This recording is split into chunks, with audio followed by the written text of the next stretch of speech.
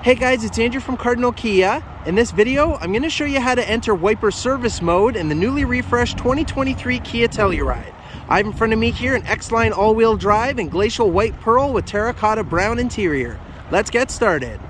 So to start us off, if you tried to lift the windshield wipers on the Telluride, it would end up actually making contact with the hood down here because the wiper arms are tucked a bit underneath the hood for aerodynamics, but you can't lift them. So what we're gonna do is head inside, and I'm gonna show you the sequence on how we're gonna get those up and stay so that we can access underneath or even replace the blades. Okay, now that I'm in the vehicle, the first thing I'm gonna do is with my foot on the brake pedal, I'm gonna go ahead and start the car. Let's start up. And then I'm gonna go ahead and turn it off.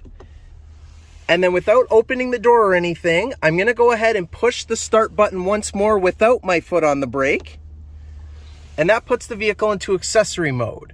And then I'm gonna go ahead and hold up the right wiper arm here for a few seconds, and you'll see the wipers came up and stayed. Now we can head outside and take a look at them. So now that the wipers are up, you have much better access to underneath if you need to clean or clear out from snow or anything like that.